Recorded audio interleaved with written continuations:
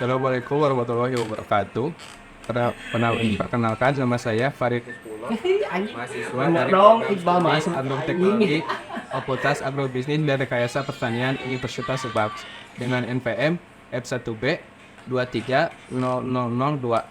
Pada kali ini saya akan menjelaskan mengenai materi isu buku dari pendidikan kewarganegaraan untuk pendidikan tinggi dengan penggarap Dr. Ujang Chandra S. SH, MH, MIP, MHP. Adapun tersebut dari buku tersebut dengan penjelasan sebagai berikut. Tutup Aida, Nova Aida, adanya Babia. Adapun untuk bab dari musuh pendidikan kewarganegaraan untuk pendidikan tinggi adalah bab 1, orientasi terhadap pendidikan kewarganegaraan. Pada bab ini, pendidikan kewarganegaraan bertujuan untuk membekali individu dengan pengetahuan dan sikap politik yang rasional, serta kemampuan mengambil keputusan politik yang bermanfaat bagi diri sendiri dan masyarakat. Latar belakang pembelajaran pendidikan kewarganegaraan mencakup perubahan pendidikan ke masa depan, dinamika internal bangsa Indonesia, dan pengaruh globalisasi. Pendidikan kewarganegaraan bertujuan untuk memberikan pemahaman tentang hubungan warga negara dan negara serta pendidikan bela negara. Secara khusus, pendidikan kewarganegaraan membentuk sikap cinta tanah air dan pengorbanan bagi bangsa. Fungsi dan capaian pendidikan kewarganegaraan adalah mengembangkan kemampuan berpikir rasional dan dinamis, serta landasan pembelajarannya berdasarkan hukum, ilmiah, dan historis dengan Pancasila sebagai nilai dasar. Bab 2, memahami identitas nasional sebagai karakter bangsa Indonesia. Pada bab ini, identitas nasional sebagai karakter bangsa Indonesia penting dalam proses berbangsa dan bernegara. Bangsa Indonesia terdiri dari Deutero Melayu dan Proto Melayu, dan identitas nasional terbentuk dari berbagai unsur, termasuk yang primitif dan modern.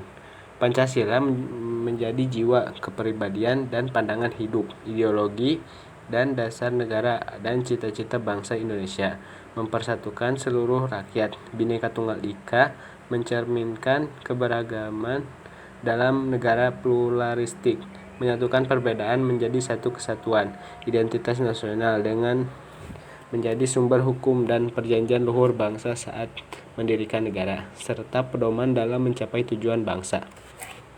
Bab 3, memahami Pancasila sebagai ideologi bangsa dan negara. Pada bab ini, ideologi adalah kumpulan gagasan, keyakinan, dan kepercayaan yang memberikan arah dan tujuan hidup. Bagi Indonesia, Pancasila sebagai ideologi negara memiliki makna penting karena mengedepankan nilai-nilai kemanusiaan, keadilan sosial, persatuan, demokrasi, dan ketuhanan. Dibandingkan dengan ideologi lain seperti sosialisme, komunisme, liberalisme, fasisme, dan konservatif, Pancasila memberikan pondasi yang unik dan kuat bagi kehidupan bermasyarakat dan bernegara. Hal ini ditegaskan dalam putusan Mahkamah Konstitusi nomor 100/PUU strip 11/2013 yang menyatakan bahwa Pancasila harus dipahami dan diimplementasikan dalam setiap aspek kehidupan bernegara di Indonesia. Bab 4, memahami negara, konstitusi, dan warga negara. Pada bab ini, negara adalah suatu organisasi yang berada dalam wilayah tertentu dengan pemerintahan yang syah dan rakyat yang tetap. Unsur-unsur negara meliputi penduduk tetap dan wilayah negara memiliki hakikat, tujuan, dan fungsi tertentu serta beragam bentuk. Konstitusi adalah seperangkat aturan yang mengatur organ-organ pemerintahan dan wewenangnya, serta dasar-dasar negara. Konstitusi memainkan peran penting dalam kehidupan bernegara. Undang-Undang Dasar 1945 adalah konstitusi negara Republik Indonesia yang memiliki pembukaan dengan isi, tujuan, dan kedudukan yang penting, serta pokok-pokok pikiran yang tergandung di dalamnya. Pembukaan Undang-Undang Dasar 1945 memiliki kedudukan tetap, dan hubungan antara bagian-bagiannya, diimplementasikan dalam pasal-pasal Undang-Undang Dasar 1945.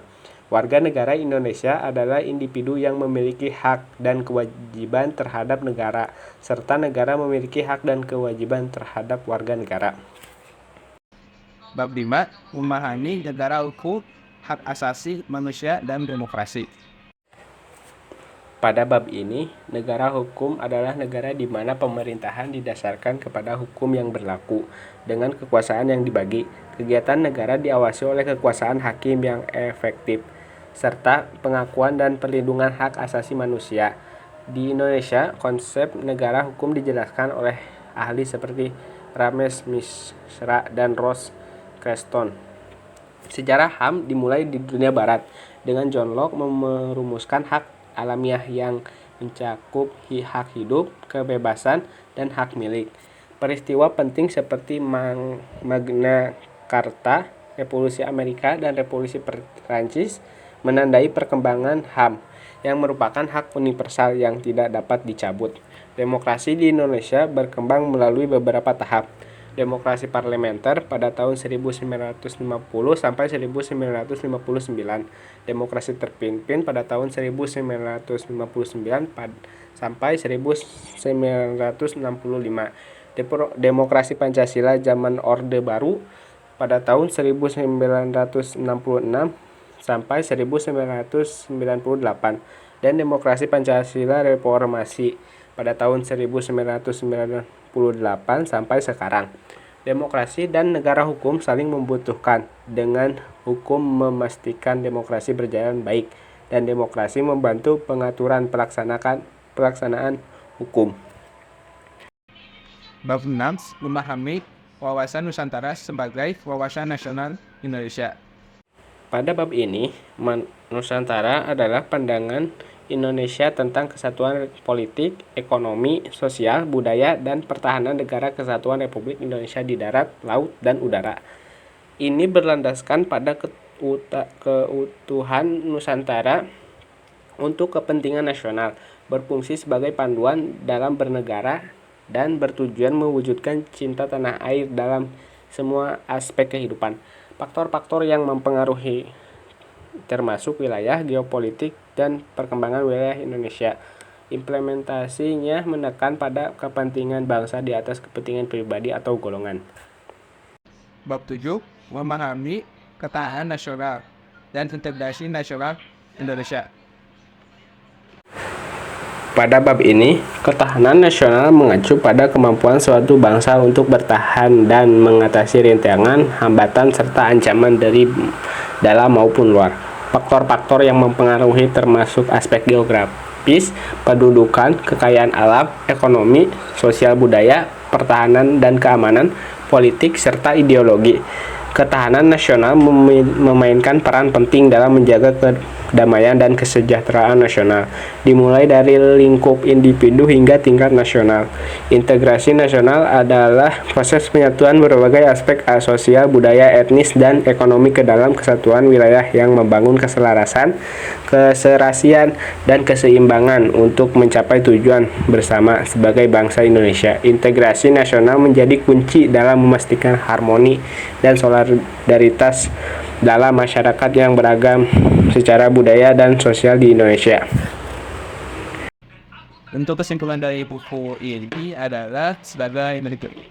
Jadi untuk keseluruhan kesimpulannya adalah pendidikan kewarganegaraan bertujuan membekali individu dengan pengetahuan politik dan kemampuan pengambilan keputusan yang rasional untuk kebaikan diri dan masyarakat. Pendidikan kewarganegaraan juga mencakup pemahaman tentang dinamika internal bangsa, perubahan pendidikan di masa depan, dan pengaruh globalisasi.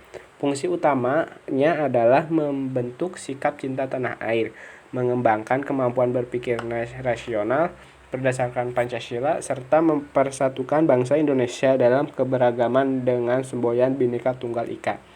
Sebagai negara hukum, Indonesia mengedepankan demokrasi dan perlindungan HAM dalam membangun dan kehidupan bernegara. Dengan demikian, dibuatnya video ini adalah untuk memenuhi tugas akhir dari mata kuliah pendidikan kewarganegaraan. Assalamualaikum warahmatullahi wabarakatuh.